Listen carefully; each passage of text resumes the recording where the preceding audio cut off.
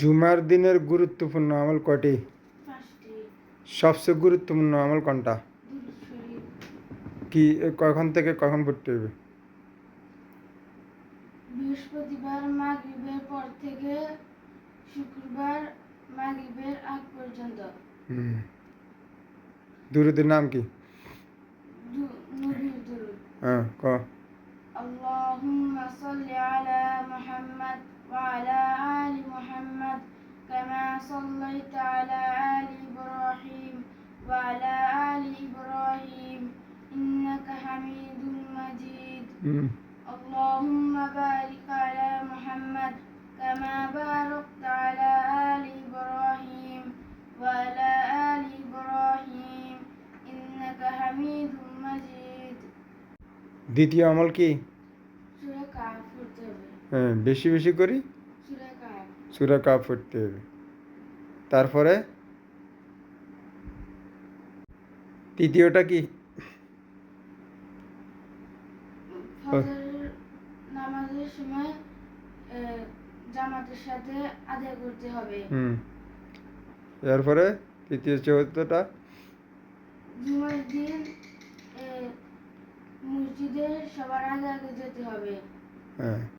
5 number জুমার দিন আসরের পর থেকে মাগরিব পর্যন্ত যে ব্যক্তি গুরুত্বপূর্ণ দোয়া করবে তার দোয়া সাথে সাথে কবুল করে নেবে।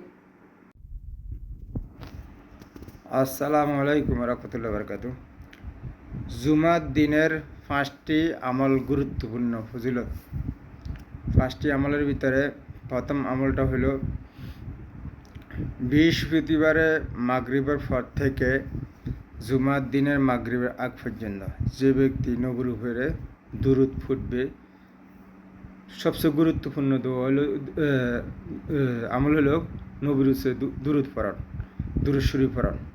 যে দুরূদ শরীফ আমরা নামাজের ভিতরে পড়ি, অথবা ছোট যারা বড় দুরূদ পারে না ছোট দুরূদ ফুটবে সাল্লাল্লাহু আলাইহি সাল্লাম সাল্লাল্লাহু আলাইহি সাল্লাম, প্রথম আমল।